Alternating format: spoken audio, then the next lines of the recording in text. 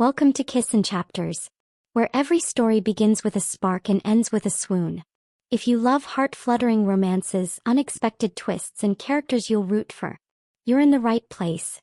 Don't forget to like, subscribe, and hit the notification bell so I can keep bringing you more sweet, emotional, and unforgettable stories. Let's fall in love with every chapter, together. Chapter 1. I can hear his thoughts. When I opened my eyes, I wasn't in my bed. I wasn't even in my tiny shared apartment with a leaking ceiling and a grumpy cat. Instead, I stood inside a sprawling glass-walled office, holding a cup of coffee in one hand and a leather folder in the other. The scent of rich espresso hit my nose, but the confusion in my head was stronger. Where was I? I blinked, trying to steady my breath. My body moved on its own, almost muscle memory, my legs already leading me toward the towering figure standing by the floor-to-ceiling window. A man. Tall, broad-shouldered, with perfectly styled black hair and an air of unshakable authority. He stared out the window, his posture rigid, hands tucked into his pockets. He exuded wealth and power like he owned not just this building but the city beyond. Then I heard it. She's late again. But I can't scold her. What if she quits? I froze. Who said that? The voice was loud, clear, and unmistakably masculine.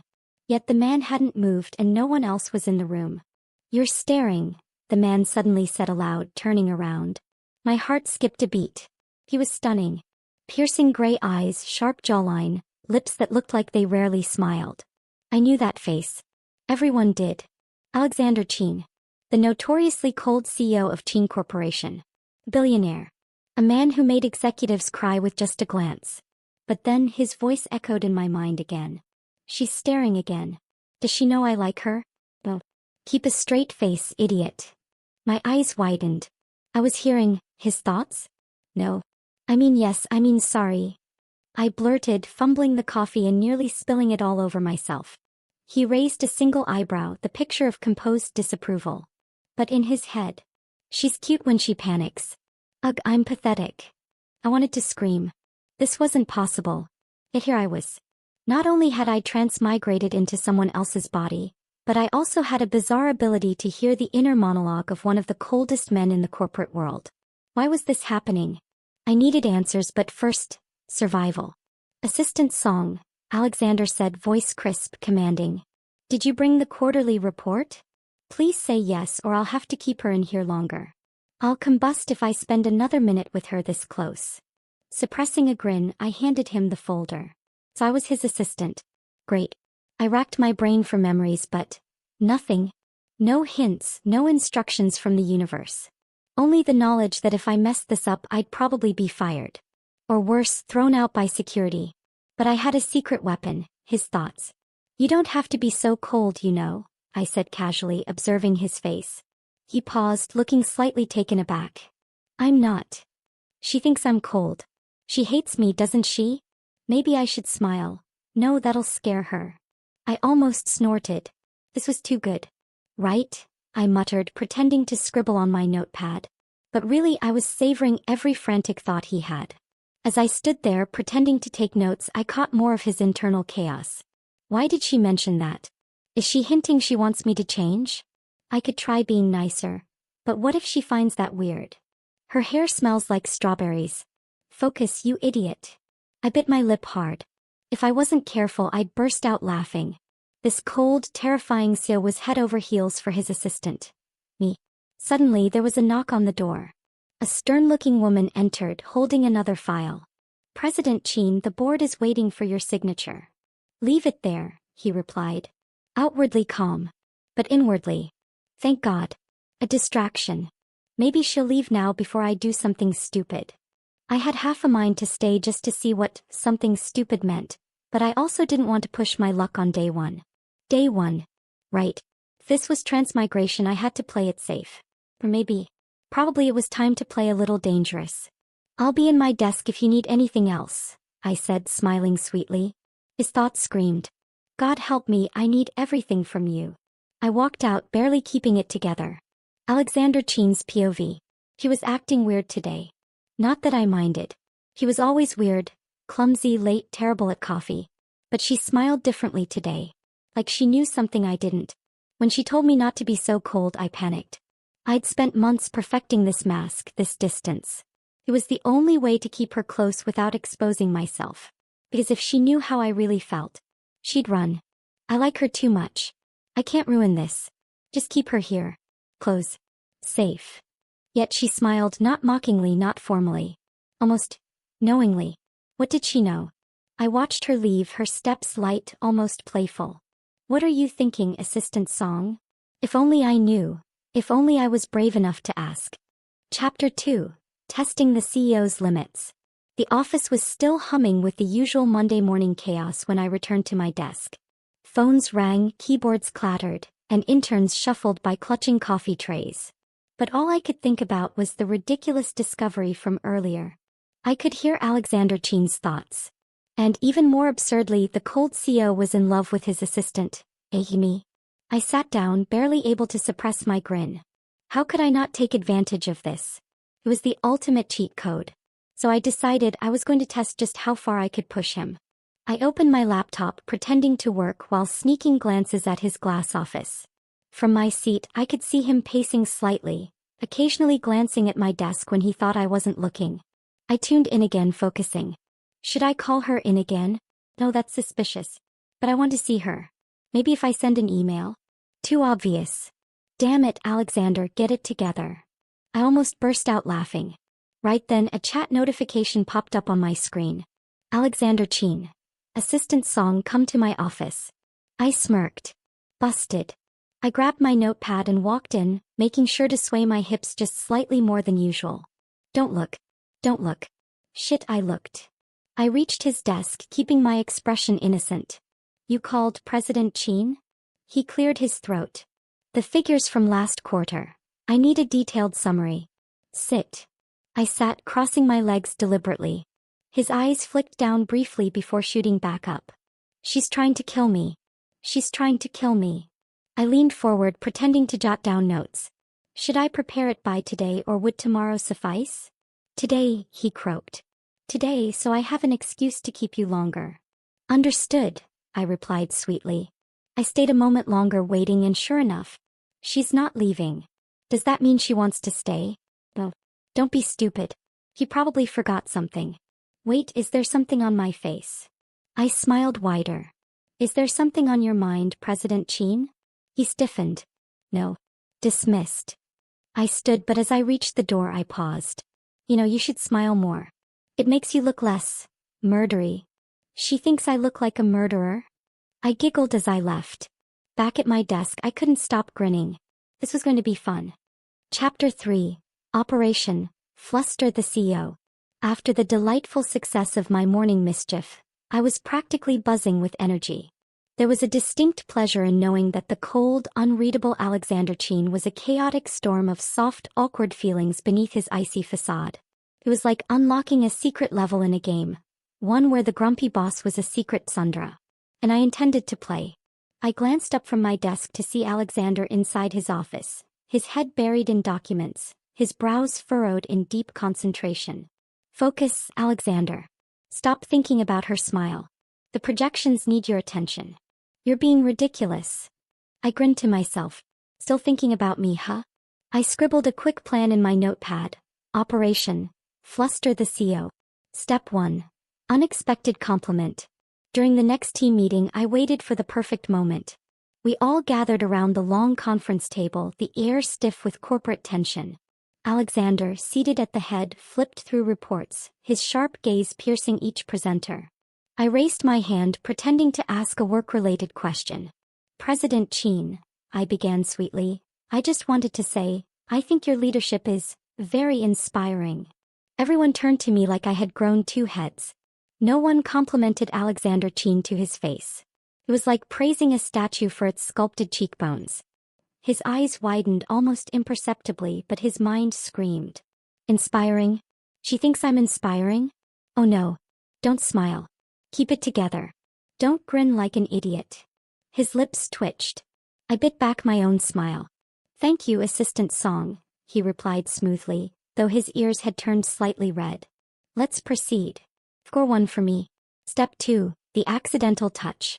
Later that afternoon I delivered some documents to his office. As I placed the file on his desk, I let my fingers accidentally brush against his. His breath hitched. Was that on purpose? No, couldn't be. But what if, no. Focus. Business. Business. He cleared his throat, his expression cool. Thank you. You may go. But his mind was in chaos. Her hands are soft. She smells like strawberries again. What shampoo does she use? Should I ask? No, that's weird. I almost laughed right then and there. Step 3. Personal question. Before I left, I turned around. President Chin? Can I ask you something personal? His eyes snapped up. Personal. Oh God. She knows. She knows I like her. Stay calm. Stay calm. I feigned hesitation. What's your favorite color? He blinked. That was clearly not what he expected. Blue, he answered. Then his inner voice muttered. Because she wore that blue dress last month and looked perfect. I made a mental note to wear blue more often. Thank you, I said cheerfully and left, my mission for the day complete. Alexander Chin's POV. What was she up to? All day assistant Song had been acting. The compliment in the meeting, the touch, the personal question. She was driving me insane. Was she toying with me? Did she know? Was this a test? I sat back in my chair, running a hand through my hair. If she keeps this up, I'll have to confess. I can't take it. But what if she laughs? What if she quits? I groaned. She's going to be the death of me. And yet, a small, stupid part of me was thrilled. If this was her game, I was already losing. Chapter 4. The CEO's Weakness. The next morning, I came into the office armed with a new mission. Discover Alexander Chin's greatest weakness. Not just the random details like his favorite color. I wanted to know what truly shook him. If I could hear his thoughts, I could surely find a way to get under his skin, right? As I prepared his morning coffee, extra strong, no sugar, I listened carefully. She's been too quiet today. Did I do something wrong? Maybe I was too stiff yesterday. Oh, he noticed. That was a start. I knocked and entered his office with the coffee tray. Morning, President Chin. Your usual. Thank you, he said, barely glancing up. But his mind betrayed him. She smells like strawberries again. Is she wearing that perfume on purpose? Does she know I like it? I set the cup down carefully and then casually leaned forward across his desk as if inspecting his paperwork. Are you still reviewing last quarter's projections? Yes. They're problematic, he replied. His voice was calm, but his mind? She's too close. I can't focus. I need space. No, wait, don't move. I straightened, pretending not to notice. You should take breaks, President Chin. Working too hard can make you weak. He looked up sharply. Weak. Weak in front of her? Never. Or always. My lips twitched. Surely even you have weaknesses. He scoffed lightly. I don't entertain weaknesses. Except you. You're my weakness. But I can't tell you that. I almost dropped the tray. I was his weakness. That was valuable information. The accidental dinner invitation. Later that afternoon, an idea struck me. If I was his weakness, then maybe I could confirm it with a little test. I knocked on his office door again. President Chin, I was wondering, would you like to have dinner tonight? To discuss the quarterly strategies, of course. His eyes widened slightly, but his expression remained guarded. Dinner. Dinner? With her? Focus, Alexander. Act cool. Yes, unless you're busy, I added, feigning nonchalance. He was silent for a moment. Then, 7 o'clock. Send me the location. She asked me out? Oh, it's just work. But still, she asked. I left his office with a huge grin. Alexander Chin's POV. Dinner. With her. I spent the entire afternoon pretending to read reports while my mind replayed her invitation over and over. Was that really about work? Should I dress more casually? No, that's weird. Stick to business attire. But what if she dresses casually? Damn it, Alexander. I didn't know how to handle this. Every time I thought I was making progress in controlling my feelings, she did something unexpected and tore down my defenses. And yet I couldn't say no. Because deep down I wanted this dinner to be anything but work. I wanted it to be a date. Chapter 5. A dinner date and a revelation. When I arrived at the restaurant, I spotted Alexander instantly. He was seated at a corner booth in a private section, looking effortlessly handsome in his usual dark suit. Yet there was a noticeable tension in his posture, like he was preparing for battle. He stood as I approached. Assistant song. You look different. I smiled. It's just a dress, President Chin. She looks beautiful. Focus, Alexander. It's a business meeting. Business. Shall we? I gestured to the table. We sat across from each other, a white linen tablecloth between us, soft candlelight creating an oddly intimate atmosphere. A waiter took our orders and then we were alone. For a moment neither of us spoke. Then he asked, "Why this place?" "It's quiet, discreet. I thought it would be appropriate for business. Appropriate for a date. Not that this is a date. Unless she wants it to be." I hid my grin behind my wine glass. "So, about the quarterly strategies." We talked about work for a while but his mind constantly drifted. She keeps smiling. Is she enjoying this? Does she know I can't concentrate when she smiles like that? After our main course I decided to push the boundary. "President Chin, may I ask you something personal again?" He looked wary but intrigued. "Go ahead. Have you ever been in love?" His fork paused midway to his mouth. "Yes. Right now. But I can't tell her." He cleared his throat. "No. Liar." I raised an eyebrow, pretending to be unconvinced. "Really? Not even once?" "She doesn't believe me. She's sharp. I can't slip." "Never," he said firmly. I leaned back, pretending to be satisfied with his answer, though inside I was giddy. If only she knew. I did know. And the power was intoxicating. Alexander Chin's POV. He was playing with me. I was sure of it. The way she asked that question, her teasing smile, she suspected something. But I couldn't confess. Not yet. Not until I was sure she wouldn't reject me. I watched her laugh lightly at something I said, her eyes sparkling under the candlelight. I'm doomed. Absolutely doomed. She's going to ruin me. And I couldn't even bring myself to care. Chapter 6. Accidental Confessions. The following Monday morning, the air in the office buzzed with an energy I couldn't quite place. Maybe it was the memory of the dinner with Alexander. Or maybe it was because I woke up determined to push the boundary further. I could hear Alexander's thoughts even before I entered his office. She hasn't said anything about the dinner. Did she hate it? Did I bore her? I stepped in with my usual notepad. Morning, President Chin. Your schedule for today. He looked up, eyes flicking to my face as if searching for a sign. Morning, he said, expression unreadable. But his thoughts betrayed him. Tell me you enjoyed it. Anything. Just a hint. I decided to play coy. That restaurant was lovely. I might visit it again sometime. His eyes sparkled for a fleeting second. It was acceptable, he replied coolly. She enjoyed it. Thank God. Act normal, Alexander. I had to fight a grin. Later that day, during a strategy meeting, Alexander kept sneaking glances my way. I caught every single one. And every time his thoughts buzzed with confusion and yearning. She's distracting.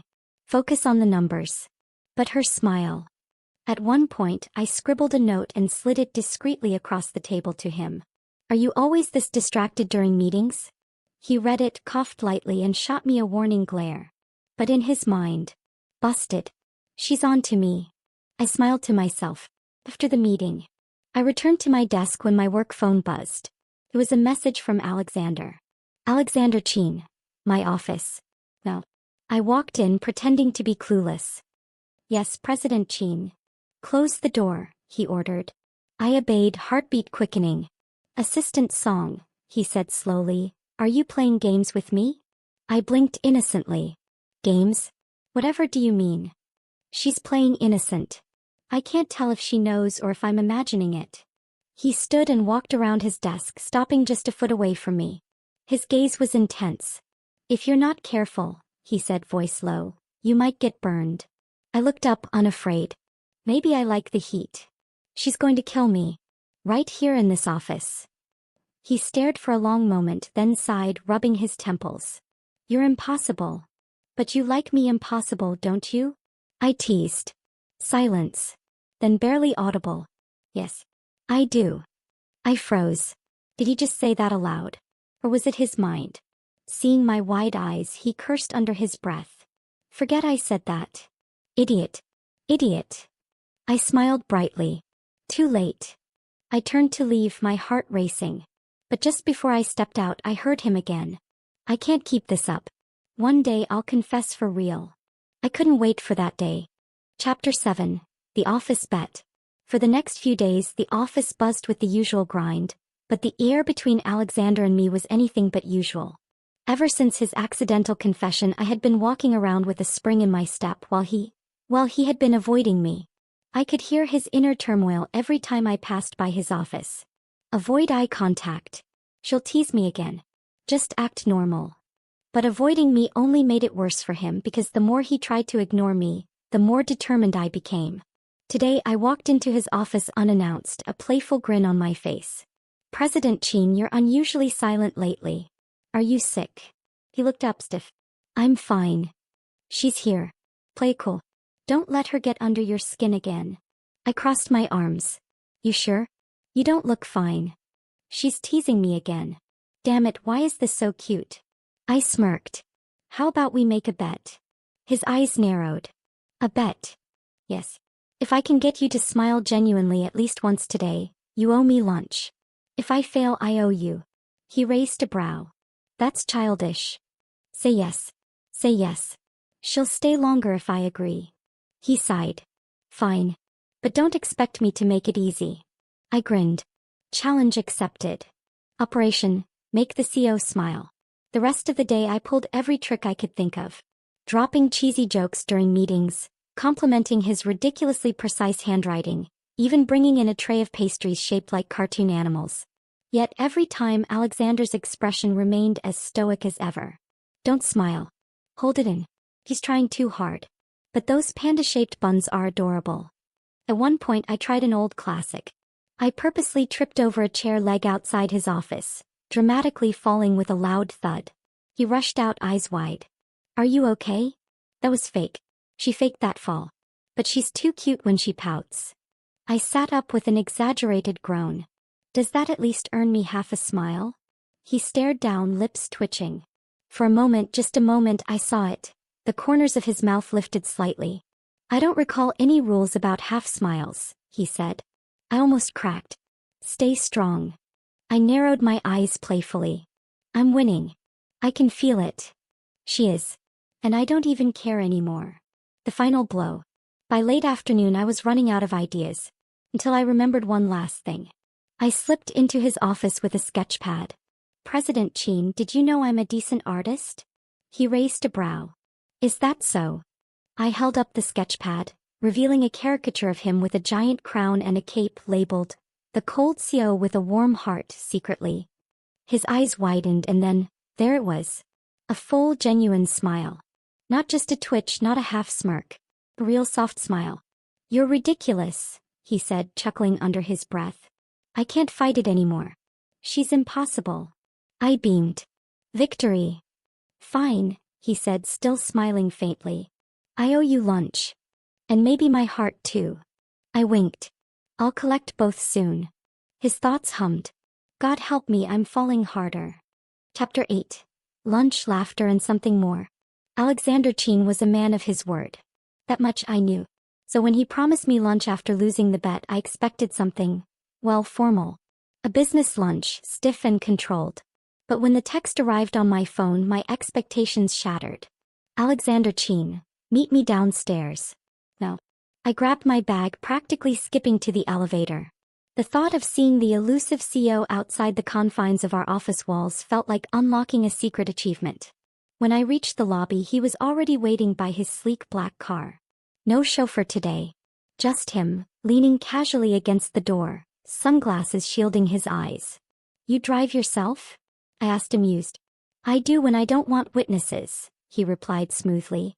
Especially when I'm with you. My heart did a little flip. Where are we going? I asked as I climbed into the passenger seat. You'll see. A surprisingly casual lunch. We ended up at a cozy little bistro tucked away in a quieter part of the city, far from the high-rise corporate buildings and watchful eyes of employees. Didn't peg you for a bistro kind of guy, I teased. I come here when I want peace. And decent food, he said, removing his sunglasses. Also because I imagined bringing her here once. Never thought it would actually happen. We ordered, and for a while there was a comfortable silence. But then Alexander did something unexpected. He laughed. Not a chuckle, not a polite hum. Real hearty laugh. Caught me off guard. What's funny? He shook his head, still smiling. You're just unpredictable. I never know what you'll do next. And it's driving me insane in the best way. I grinned. That's the fun part. Our food arrived and we ate with a surprising ease. The cold CO I knew at work seemed to melt away, replaced by someone warmer. More human. You should smile more often, I said, twirling my fork. You're less scary that way. I'm not trying to be scary. But I have to be. Or they'll all see how weak I am around you. I tilted my head, curious. Why do you have to keep the cold facade? He paused, then looked me in the eyes. Because it's the only way I can keep things under control. Especially when it comes to you.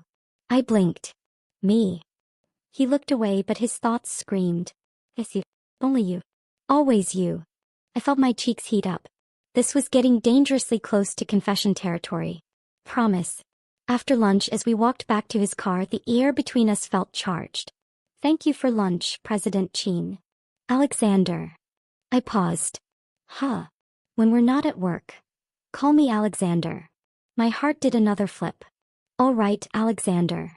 His lips curved slightly. Good. It sounds even better than I imagined. As he opened the car door for me, he added, I owe you more than just lunch, you know. Oh.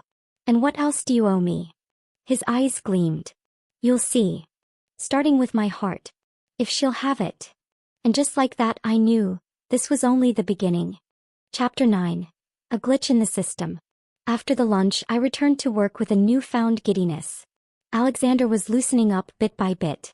But just as I was relishing my small victories, the universe decided to throw me a curveball. It happened during a quiet evening in my apartment. As I reviewed reports on my laptop, that familiar voice, the one that wasn't mine, popped into my head. She looked happy today. I wish I could see her smile like that more often. I blinked. Alexander's thoughts? But I wasn't even near him. What the hell? I muttered. The ability had always been proximity-based. I only heard his thoughts when I was nearby.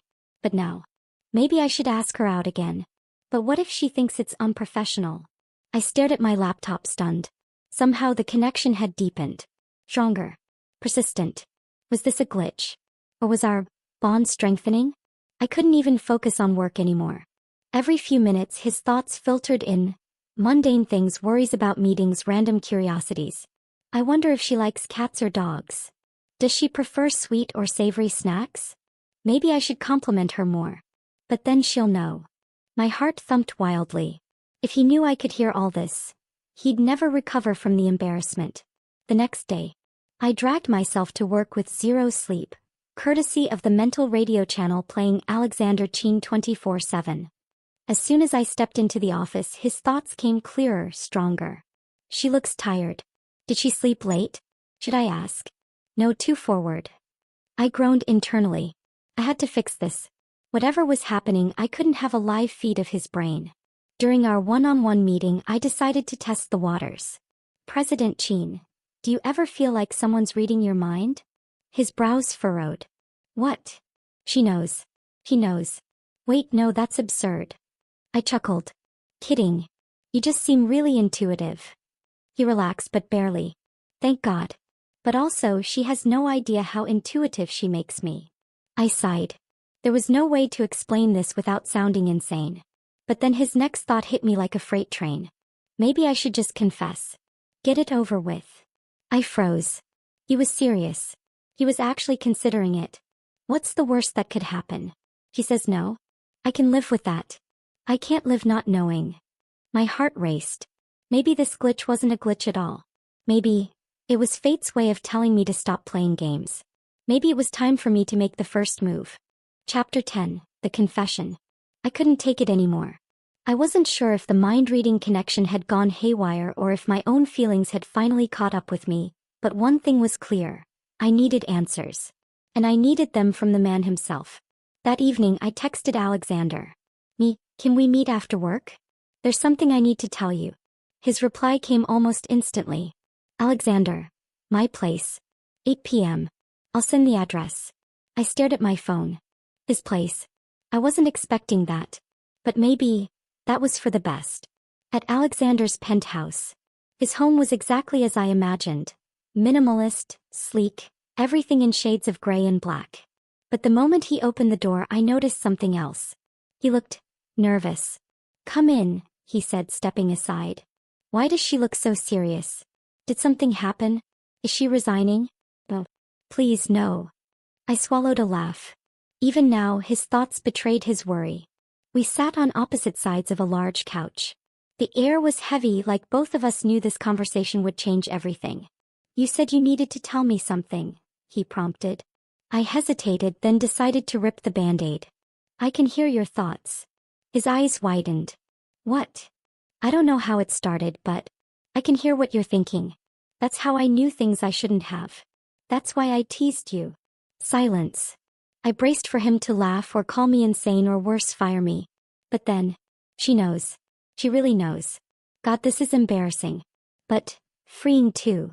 He exhaled. So, that's why. You believe me? I should. It explains everything. He chuckled dryly. And here I thought I was just that obvious. I smiled awkwardly. I heard you planning to confess. His eyes locked onto mine. And yet you came here instead. Because I wanted to hear you say it out loud. A long beat of silence. Then finally Alexander stood, walked over and sat beside me. I like you, he said simply. I've liked you for a long time. The cold act. It was just me trying to keep it together. But you made that impossible. I blinked, my heart pounding. I like you too, I whispered. His mind buzzed loudly with one clear thought. Kiss her. Kiss her now. I laughed. You don't have to think it twice. He smirked, leaned in and kissed me. So sure warm. And for the first time since I started hearing his thoughts, his mind went blissfully, beautifully blank. Bonus chapter. Pillow talk. After the confession, after the kiss, and after the awkwardly sweet dinner Alexander insisted on cooking himself, we found ourselves on his couch again. Only this time there was no distance between us. I leaned against his shoulder, feeling his warmth seep into me. He held my hand, fingers tracing lazy circles against my palm. So, I teased, is your mind really blank, or are you still thinking things you don't want me to hear? He chuckled. Blank? Absolutely not. But I'm trying not to think anything embarrassing. Like how much I want to kiss her again. Or how soft her hair feels against my neck. I grinned. You're failing. He groaned. This is unfair. You think so? I turned to face him, eyes sparkling with mischief. I think it's an advantage. Now you can't hide anything from me. That works both ways, you know. I can still read your expressions like an open book. I raised a brow. Oh, what do you see now? He leaned closer, eyes half-lidded. I see a woman who's about to dare me to do something ridiculous. Like kiss her until she can't think straight. I smirked. I was actually going to ask if you have snacks. His laughter echoed through the room. You really are impossible. And yet I wouldn't want anyone else. He stood up, dragging me along. Come on. I have ice cream. And then, maybe another kiss or two. I followed, my heart light, the connection between us stronger than ever. Mind reading or not, I knew exactly what he felt. Because for the first time he wasn't hiding anymore. And neither was I.